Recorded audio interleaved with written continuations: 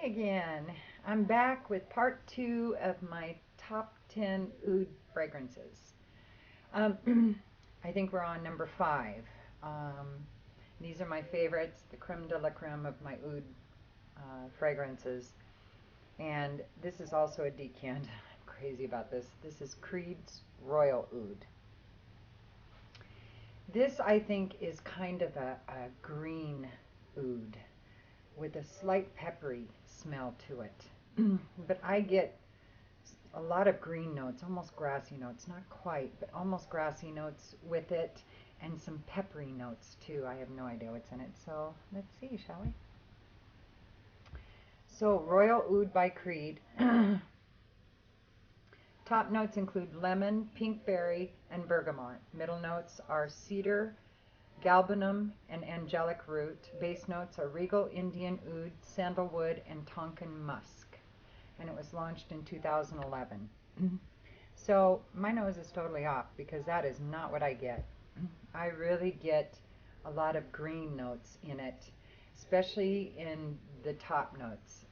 Maybe it's the citruses that I'm smelling, but mixed with the oud, it gives it this really earthy kind of an oud smell. I just adore it. And of course, it's a Creed, so projection is really good. Longevity is awesome. So that is my number five is Royal Oud by Creed. Number four, I, I really, really like it, and it's a beast. And this is Montale's Red Oud. Now, I also have decants of Black Oud. It didn't make my list because it's just it's kind of a manly oud. It's a little peppery kind of oud. It's just not my favorite compared to these others, but I do really like it. And, I still wear that decant from time to time that I've got of the black oud. I've also tried Rose Oud by Micallef, and I really like that one. It's a little too floral for me, though. And it's not as well done as like Noir de Noir has that floral kind of creamy smell with the oud in the background. This has the rose oud. The rose is very prominent, and it's just not my favorite kind of smelling rose. It's kind of an artificial rose, maybe, but it just didn't make my list. But this red oud by Montale, OMG. So this one I consider a nutty oud. When I smell it, I smell nuts and um, maybe some vetiver or something in there too. But anyway, I'll tell you what's in it. So Montale Red Oud was launched in 2008.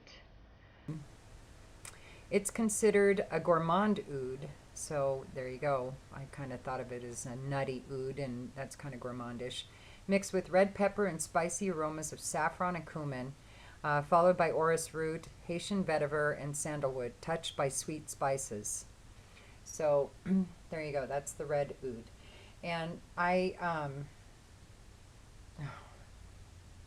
it's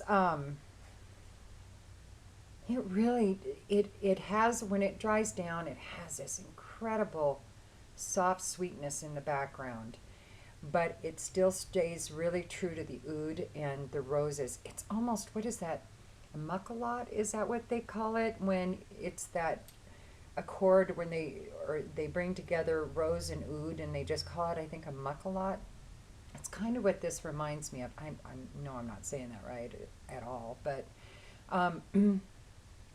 that's kind of what this reminds me of. If you add vanilla to that, it's just magnificent, and it projects awesome. It lasts great. It's almost a beast, in fact. So I've even worn it a little bit in the warmer days this fall, and probably not a good idea. Probably to stick with the nights. So that's Red Oud by Montale. Now we're getting into my top three. These three. Oh, I love them. Um, this one is by Kilian, and this is Amber Oud, and this is my number three. These I have in these travel bottles, and I have a atomizer, a sprayer that I use to spray it on, but you don't need much of this. Um, Kilian, a lot of Kilian fragrances by Kilian I have Love Don't Be Shy and Liaisons Dangereuses, and those honestly go away pretty quickly. Their longevity isn't that great. And projection's pretty good, you know. Now this one is an exception. It lasts really well. Now the projection isn't huge at all. It's a little closer. It's more of a personal scent, I think, even though I've gotten mad compliments on this fragrance, which really surprises me. But a lot of people really like this. So it's Amber Oud. I just consider it Amber and Oud. It's really straightforward that way. Amber happens to be another one of my favorite notes, so it makes a lot of sense that I love it as much as I do. Oh, and it's just slightly sweet. It's not as salty as a lot of the other ouds in my list. This one is just slightly sweet, and it's so warm and rich, and just it's not a comfort scent by any means, but it is a very personal scent. So that is my number 3, Amber Oud by Kilian. My number 2, I'm definitely buying a full bottle of when my decants run out, but I have a couple of decants, so I won't be buying it immediately. And it's funny because my top 2 probably have some of the worst longevity of my entire oud list, but I can't help it. It's the nature of the house, and they are just too incredible to not have. I tried to put them farther down the list, but I couldn't. And this is by Micallef, and this is Vanille Oud. And it is just that, vanilla and oud. It is amazing. Now this one projects a little better than some of the other Micallefs, or Micallefs. I don't know how to say that. Micallef, probably Micallef, whatever. But it's a Micallef, so it doesn't last very long. So, but it projects pretty good. So, and I'll tell you what's in that one. Oh, did I tell you what was in Amber Oud? I didn't. So let me go through that real quick. Amber Oud, I know I'm jumping all over the place. Opens with amber and oud, and then has some extracts of Madagascar vanilla and benzoin from Laos. And then everything is put on a base of cedar and spicy notes. And it was launched in 2011, and that was Amber Oud. Vanille Oud by M. Micallef or Micallef. Notes of bergamot, ylang ylang, plum, oud, caramel, musk, vanilla, and benzoin. And honestly, I don't get any floral or fruit really at all in this. The caramel, yes, I can totally see that. And the vanilla and benzoin, and of course the oud. Really fabulous fragrance. Fabulous fragrance. I love it.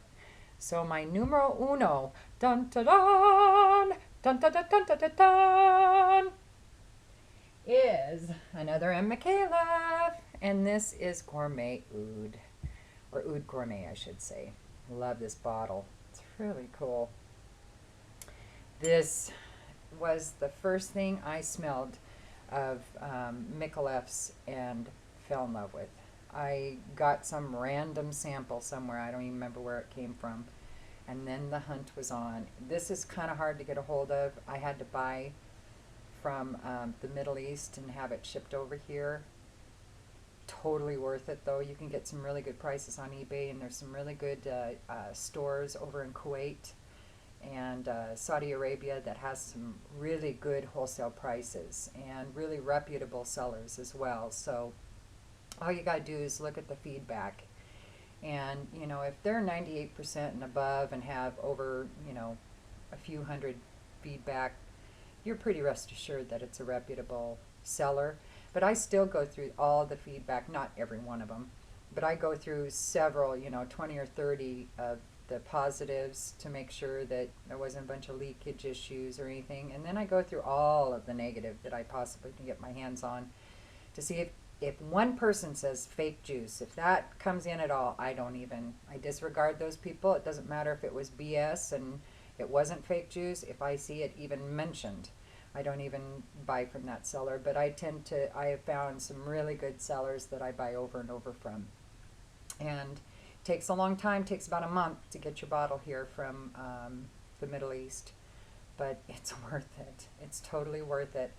I mean, and this bottle I got on eBay for like half price of what it's going on retail. So anyway, Oud Gourmet is my number one.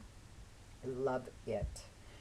And this one, again, it doesn't last very long. It projects pretty good. Sillage on them, I can't complain about that while you can smell them.